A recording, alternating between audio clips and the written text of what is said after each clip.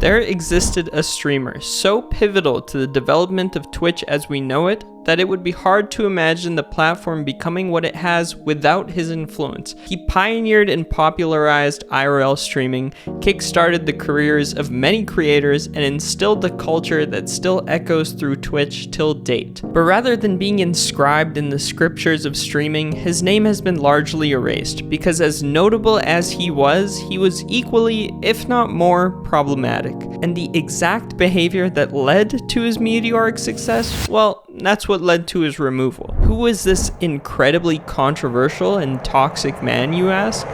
Well, that was Paul. Paul is better known as Ice Poseidon, and for those familiar with his alias, his reputation precedes him. These days, he streams on Kick with a fraction of the audience he once had. These days, you would never be able to tell that he was once inarguably the largest and most influential streamer in existence. But what happened to Ice Poseidon? Well, the result's a bit more complicated than what it might seem. Although not visible at a glance, Paul's childhood was rough. Paul grew up in a gated community with two successful parents who loved him, but might have been a bit too busy to really understand him. At school, although he was shy, Paul desperately wanted to make friends, but the other kids quickly figured out that Paul was a bit different, and being different led to ostracization and bullying. To top it all off, a psychiatrist diagnosed him with behavioral issues and put him on a cocktail of Zoloft, ADHD meds, and sleeping pills. Overly medicated, isolated, and lonely, he did what any young man would do in the world of the early internet. He travels to Gielinor. Runescape was one of the most popular early MMOs, and to Paul, it was a gateway to positive social interactions. In Runescape, he wasn't Paul the Nino, he was Ice Poseidon. In early 2015, he shared his love for the game with the world. Today what I'm gonna do is close the door on the guy who owns this house as part of my closing the door in old school RuneScape series. Paul's video premiered to moderate success. There was something about him that enamored viewers, even when doing something as simple as closing doors in a low poly game. Unsurprisingly, Paul loved the attention, and the positive feedback inspired him to continue making videos on RuneScape, eventually taking his personality to the up-and-coming live streaming website, twitch.tv. Despite streaming RuneScape, it was really just a background to the true allure of his stream, Paul's personality. Paul was quick-witted, sharp, and knew how to roll with the punches. He could banter back and forth with his chat for hours, both playing the butt of the joke. This guy is a fucktard, why does he keep doing that shit with his mouth? What are you talking about, dude? And firing back when appropriate. You're in here watching me, so does that make you a double fucktard? The connection he fostered with his audience was deeper than his contemporaries. And although it may reek of parasocialism, Paul needed his viewers as much as they needed him. Let me tell you something. I don't really be emotional like this because it's fucking stupid, but I don't really, you guys are like the people that I talk to, you know what I'm saying? I don't have like actual people I talk to. You guys are the people who I fucking talk to, so you guys are like my friends, you know what I mean? So it's nice, man, it's nice, so I love you. Paul's popularity continued to grow, and soon the confines of his room were getting too cramped for his content. So he steps outside the bounds of his walls, and for the first notable time in Twitch history, he takes the stream with him. See, up to this point, Twitch was a platform to stream video games. Back in the day, there was Justin TV, a place to stream Justin. Then it was a place to stream everyone, and then it became Twitch TV, a place solely made to stream video games. Believe it or not, this rule was actually enforced, and most respected the rule enough to stick within its bounds. Not Paul though, he wasn't one to stick to rules, especially when his fans encouraged him to break them. He would find his way around the rules, allegedly walking around with a burger for 3 hours just to conform to category rules. His strategy may be lost to time, but it's certain that his initial, scuffed IRL streams became a regular occurrence. The audience loved every second. The feedback was evident. Paul went from a popular but niche RuneScape streamer to an undeniable meteoric success. Word spread quickly of a man who was pioneering his own genre of live streaming, with a feel that no one else could really match. On July 6, 2016, Pokemon Go was released, and this changes Twitch in a way no one could have guessed. Paul had already been IRL streaming at this point, just under the tag of Runescape or social eating, but with the release of the Pokemon Go tag, it became a lot easier to skirt this rule, go out and do anything you wanted under the guise of playing Pokemon Go. The Pokemon Go global phenomenon brought in more viewers as well, and as the poster boy of IRL streaming, Paul was perfectly poised to take advantage of the success. We're not friends, I don't know you, but I'll show you where the Pokemon is. Okay, go to, I'm not even gonna tell you. Versace Mansion. Versace Mansion. Versace Mansion? Okay? Pikachu and all the Pikachu. At a mansion? Pikachu. No way. Pikachu. No, I'm running for it. You're trying to jump me. I'm taking a run for it. For once, the universe was in his favor. Eventually, Twitch even releases the IRL streaming category, clearly influenced by Paul's popularity. And as the biggest streamer in the category, he gets even more viewership. It seemed as if nothing could stop Paul, with an army of thousands of adoring fans posting him across the internet, financial success he could have only ever dreamed of, a cast of unique and entertaining friends, and more attention from women than he had ever gotten in his life. He was too big to fail.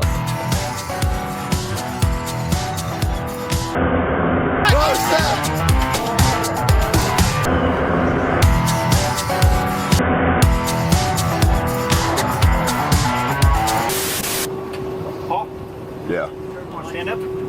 But maybe it wasn't all rainbows and butterflies on planet Poseidon. Ice Poseidon was all parts of Paul taken to the extreme. His content was offensive and crude, not unheard of for the era in which he rose up, but intensified to a problematic extent due to his relationship with his fans. Ice was willing to do anything for his audience, for better or for worse.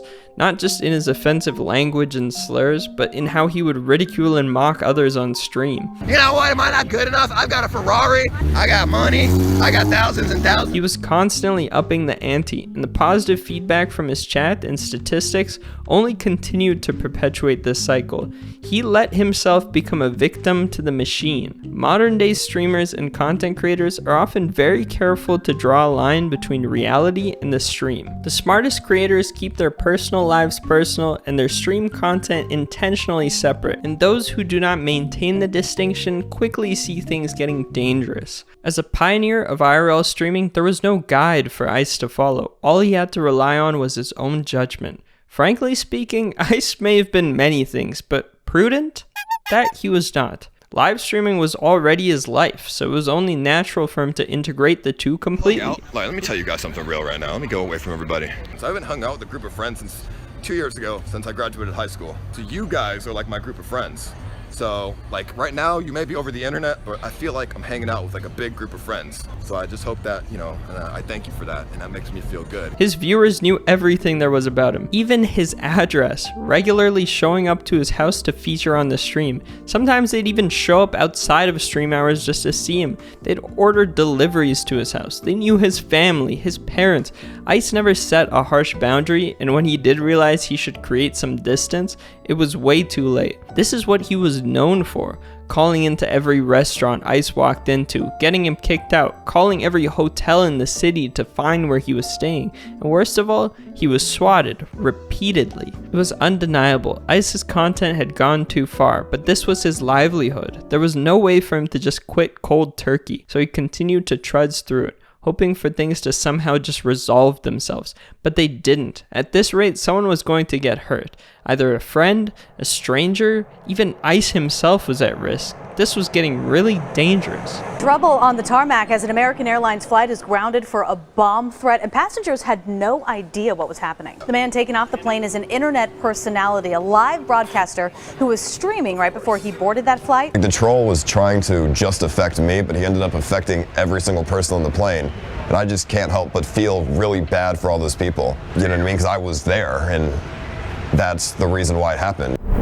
Ice's ban was sudden, but not unexpected. What was unexpected was that it would be permanent. But was it deserved? It's not like he was directly physically responsible for the events that took place. Believe it or not, he didn't actually call the SWAT team on himself. The question is, how culpable are you for the actions of your community? To some extent, your community is a reflection of your own behavior, but at the same time, there will be people out there who simply dislike you. And in Ice's case, in a world where IRL streaming was new, this was the route they chose to inconvenience him. But we don't have to speculate on whether Ice's ban was justified, because he himself seems to be a narrator with a truthful retrospective. Do you think that you were encouraging it and that you were like too tapped into it because you were also getting a ton of content out of it?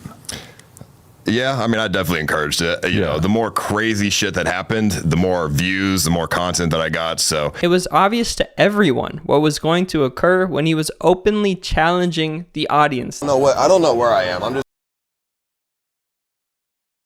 I'm not sure telling you guys that is a good idea, but what can you possibly do, right?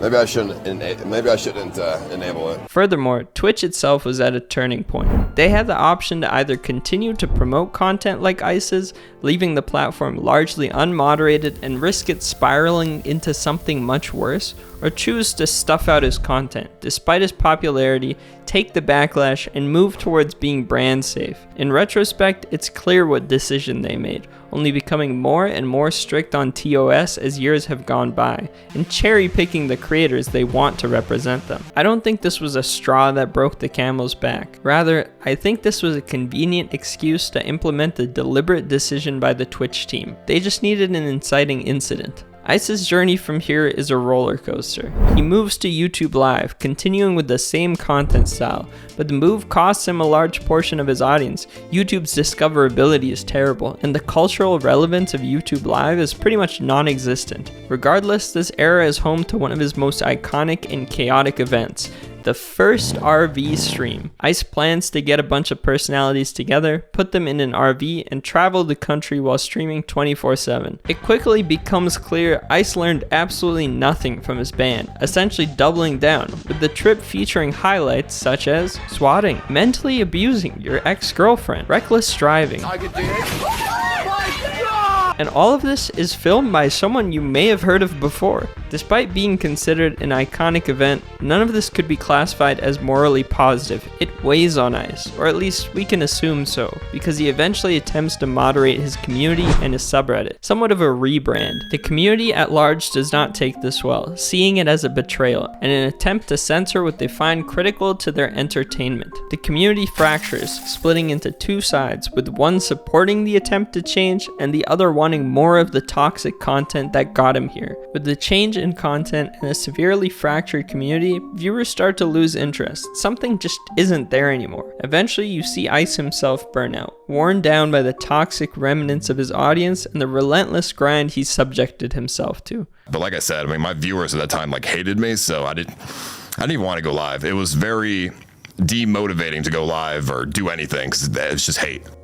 It's worth noting now that Ice's relationship with his audience was toxic both ways, where they egged him on, laughed at his expense, and harassed him in the streets. He doesn't necessarily treat them the best either. There's a lot of rumors out there about his own behavior, pitching a business idea to his fans that he describes in an interesting way. In order for the investors to make their money back, what we do is we grow the company to a certain point, and then we have other investors come in, and obviously they invest their money as well, hopefully more than $2 million. And then obviously when we get more than $2 million invested, the other investors will get their $2 million back, and then we have more money for the company and shit like that. So it sounds familiar. I think there's this one guy, I think he tried pretty much the same thing, but maybe he just misspoke. It's a bit hard to substantiate, but what isn't hard to substantiate is that he launched CX Coin, a crypto coin that he promoted as a long-term project. He stressed this again and again. You have to understand, this is long-term. And that's why after a few weeks, he decides the project isn't doing well and he drains the liquidity pool. He withdrew 90% of it, making almost 300 grand, and was exposed by CoffeeZilla. Initially, he ran the defense that the coin was inactive, investors should have known better,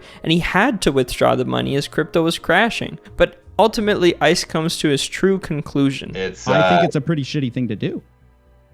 Sure, I mean, I can agree. Taking out liquidity is definitely not ethical. But, like I said, when there, you sometimes you have to look out for yourself. And this encapsulates Paul's philosophy. Whether you think he's purposefully malicious or just woefully ignorant, it's clear that he doesn't give much thought to the well-being of his audience, or seemingly anyone. Ice is selfish. He's made it known that he's in this for his personal and financial gain, and he will happily take immoral actions to do so. Eventually, Ice finds his home on a new Twitch competitor, one that seems to actually hold its own ground. Nowadays, he claims to be doing quite well. And then, when I signed with Kick, obviously, they gave me more money than I've ever made in my entire career. My first year in Kick, I probably made like 7 figures. Really? This year, if I stream a lot, I could make closer to 8. But despite all this time, he remains the same type of person. But how does it feel that, back in 2017 or 2018, you were competing against, a bunch of random Andes and whatnot, and like now it's like Kai Cenat is like one of the most famous people in the world. It's easier now. It's easier. Yeah, because the Andes are willing to do crazier shit than me that I wasn't willing to do, like get arrested and all this shit. Right. Kai Cenat isn't going to do anything crazy. And I'll take on some liabilities. I'll take that risk. I would say 90% chance no one's going to die. But like that 10%, if someone dies, I'm gonna get fucked. But I'll take the chance because I don't think it's gonna happen. I'm confident. His philosophy seems to be that those who are willing to take the most extreme risks are those who succeed. This is expected. Of course he believes this. It's what worked for him in the past. Nevertheless, Ice's philosophy comes with its flaws. You'd be hard-pressed to argue that somehow XQC has taken a great mortal risk to get where he is today, and he's exponentially more popular than Ice. Asmongold as well, garnering a much larger audience in the safety of his room. Being edgier and riskier does not necessarily mean something is more entertaining. I don't even think that's why Ice was popular either. It was his personality, innovation, and hard work that got him started, not just shock value alone. If you believe him, Paul enjoys the sort of intense and edgy life he leads, and is perfectly unbothered by the consequences to himself and to others. We can only speculate whether this is the truth or some sort of cope. It's hard to tell whether he became who he was always meant to be, or it was the audience who molded him into this image. But it's interesting. When your audience pours literal shit on your head, maces you, and constantly swats you, aren't you just back to being bullied again? Either way, he's chosen his path, much too deep to look back. One can only wonder who he could have been if young Paul stayed on RuneScape rather than venturing out into the unforgiving world of IRL streaming.